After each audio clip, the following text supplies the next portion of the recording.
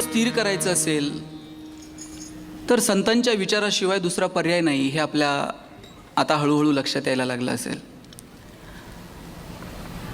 ज्ञानोबा मनाची भाषा बोलतात. सगळ्या साधू संतांनी मनावरती भाष्य केलं आणि हे सगळं पुढे पुढे घेऊन जात असताना ज्ञानोबांच्या चरित्रातला एक एक प्रसंग जर आपण डोळ्यासमोर आणला तर आपल्या लक्षात येतं की ज्ञानोबा पुढच्या कितीतरी शतकांची भाषा बोलतात. पण हे समजून घ्यायला मन स्थिर असायला हवं. ही मनाची स्थिरता, आता हल्ली प्रत्येकाच्या हातात मोबाईल आहे त्याच्यामुळं ती स्थिरता इतकी दूर निघून गेली आहे की आम्ही त्या पायांपर्यंत यायला कुठेतरी कमी पडतोय. आपण सगळेजण भोसरीची सगळी माणसं आहात. तुम्ही खूप नशीबवान आहात की तुम्ही आळंदीच्या खूप जवळ आहात, इथं देहूच्या खूप जवळ आहात. ज्ञानोबा तुकोबा तुमच्या हाकेच्या अंतरावरती आहेत. दोन नद्या आहेत बघा, एक आहे शरयू आणि दुसरी आहे यमुना. शरयूचा प्रवाह हा प्रचंड मोठा आहे, यमुनेचाही त्या तुलनेत मोठा आहे. पण शरयू आणि यमुना या दोन नद्यांपेक्षा सुद्धा मला नशीबवान जर कोण वाटत असेल ना तर ती तुमची इंद्रायणी वाटते. शरयूनं कोण पाहिलं? राम पाहिला.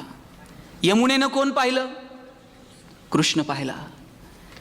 शरयू आणि यमुनेचा प्रवाह मोठा आहे, त्यांना राम आणि कृष्ण पाहायला मिळाले.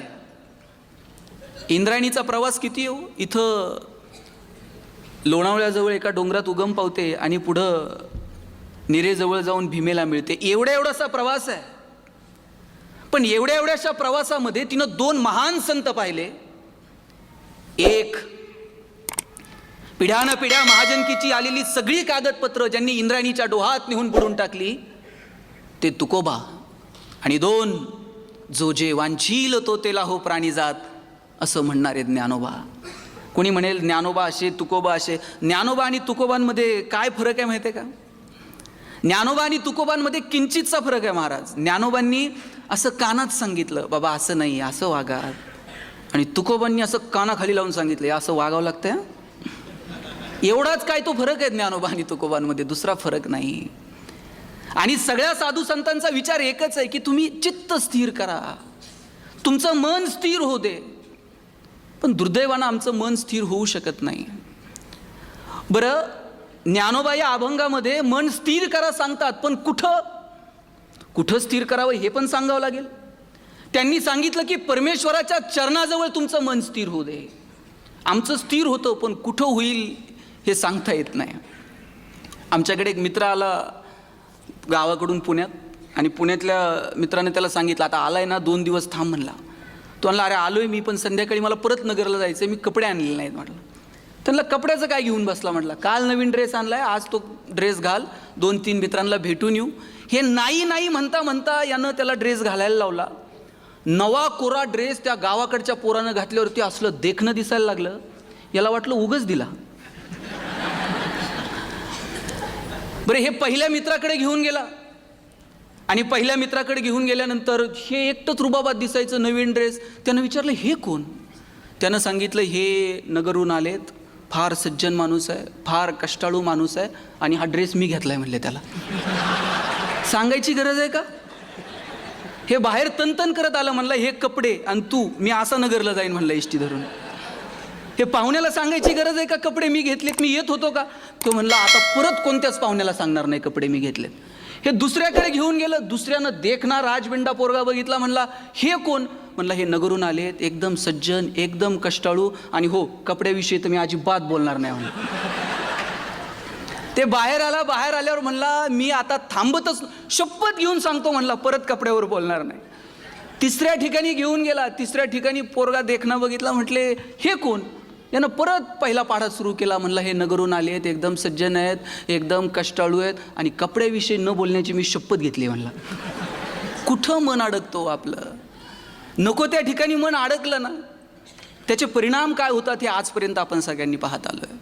हे बघा, पैसे कमवून हा पुरुषार्थ आहे. धर्म, अर्थ, काम आणि मोक्ष हे 4 पुरुषार्थ सांगितलेले आहेत. त्यातला अर्थ हा सुद्धा पुरुषार्थ आहे.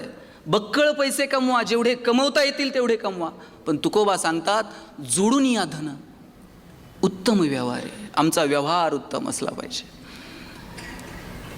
आणि या सगळ्या गोष्टींच्या पाठीमागं धावत असताना आमच्या आनंदाच्या जागा कुठे आहेत, आमच्या मनाला स्थिर करणाऱ्या जागा कोणत्या आहेत, मला वाटतं त्यासुद्धा ओळखता आल्या पाहिजेत. आणि म्हणून या सगळ्या साधू संतांचा अट्टहास जर काय असेल ना, तर तो तुमच्या चित्ताच्या संदर्भानं, तुमच्या मनाच्या संदर्भानं साधू संत बोलत आहेत.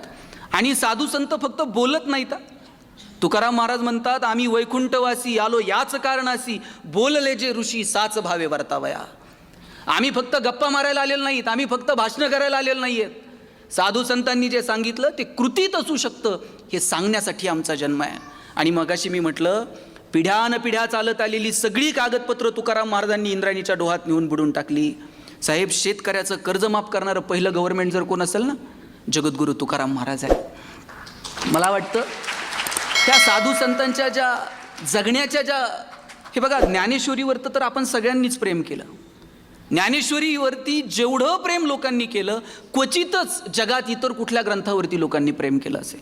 अहो, खेड्यापाड्यात पारायण होता तो, माऊलीला प्राकृत कळत सुद्धा नाही, पण ती ते बोट त्याच्यावरनं फिरवते, ती म्हणते माऊलीचं ज्ञानेश्वरी वाचायची, पारायणाला बसायचं आहे म्हणते. इतकं प्रेम कोणत्या ग्रंथावर केलं असेल लोकांनी. पण ही ज्ञानेश्वरी लोकांपर्यंत पोहोचावी. आणि निवळ ज्ञानेश्वरी नव्हे, साहित्याच्या पाठीमागं त्या संतांचं जगणं असतं. त्या साहित्यातून जर संतांचं जगणं वजा केलं ना, तर मग काहीच उरत नाही. त्यांचं साहित्य तर आपल्यापर्यंत पोहोचलंच, पण त्यांचं जगणंही लोकांपर्यंत पोहोचावं. मला वाटतं यासाठी हा सगळा अट्टहास आहे. गोविंदपंत आणि मीराबाई, ताम्हणामध्ये असा कृष्ण घेतलेला, त्या कृष्णाला मंत्रपुष्पांची वृष्टी त्या कृष्णावरती होते. आणि त्या कृष्णाला ते त्यांचं दुःख सांगतात. त्या कृष्णाला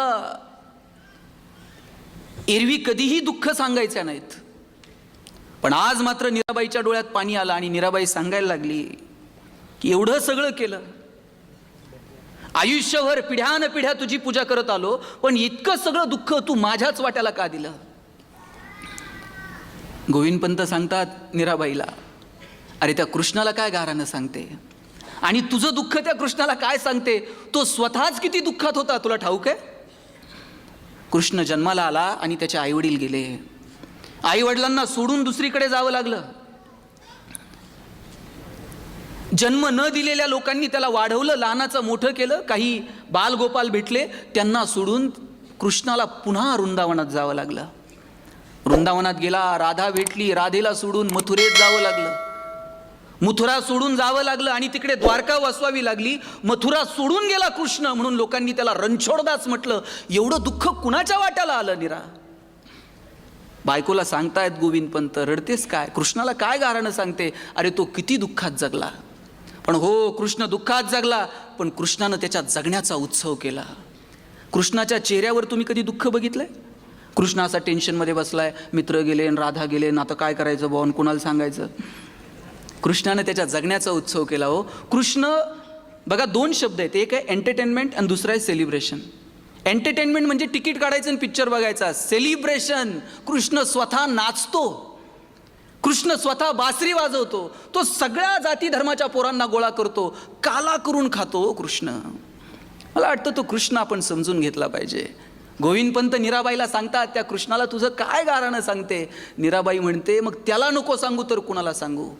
दारातून आवाज आला, अल्लख निरंजन. त्या आवाजाच्या दिशेने मीराबाई गेल्या. हातात सूप घेतलंय, त्या सूपामध्ये, सूप म्हणजे धान्य पाखडायचं असतंय. सूप म्हटल्यानंतर त्यांना डोक्यात काय वेगळं झालं.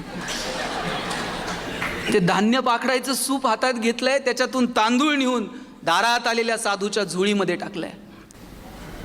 दारात आलेला साधू कपाळावरती भस्म आहे, मिशांनी ओढ झाकलेले आहेत. अल्लख निरंजन आवाज केला. मीराबाई दारात गेल्या, साधूच्या पायावरती डोकं ठेवलं.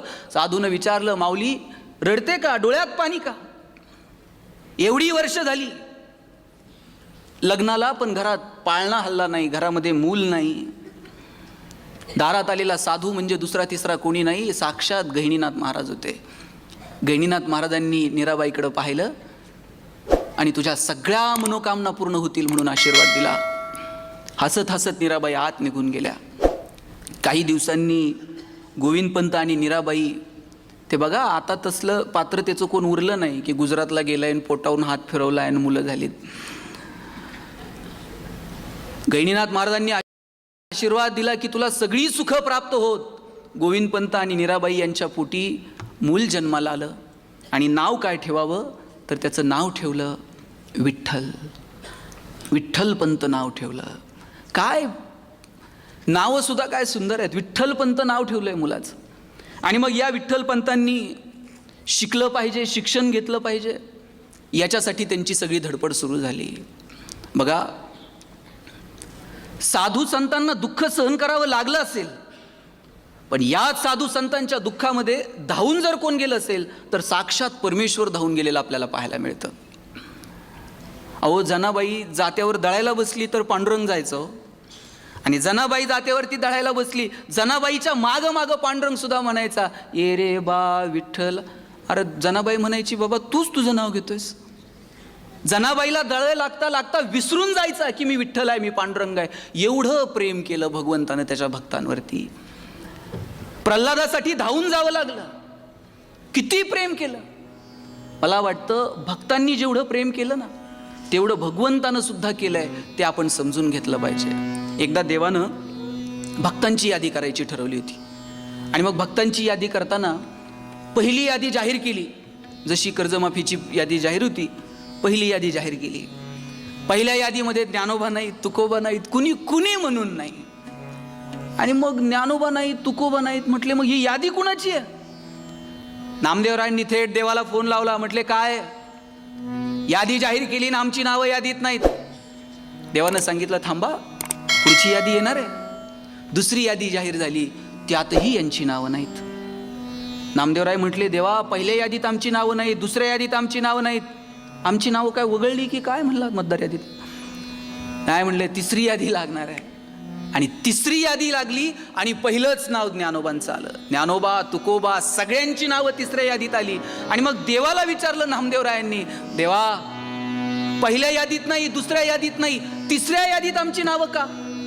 देवानं सांगितलं, नामदेवराया, पहिली यादी त्यांची आहे जे माझी भक्ती करतात, दुसरी यादी त्यांची आहे जे माझ्यावर प्रेम करतात, आणि तिसरी यादी त्यांची आहे ज्यांची मी भक्ती करतो, ज्यांच्यावर मी प्रेम करतो. अरे काय रुबाब आहे आमच्या साधू संतांचा. यांनी भजन गावं आणि साक्षात पांडुरंगानं येऊन नाचावं. हे प्रेम जर कुणाला मिळालं असेल तर ते फक्त साधू संतांना मिळालं.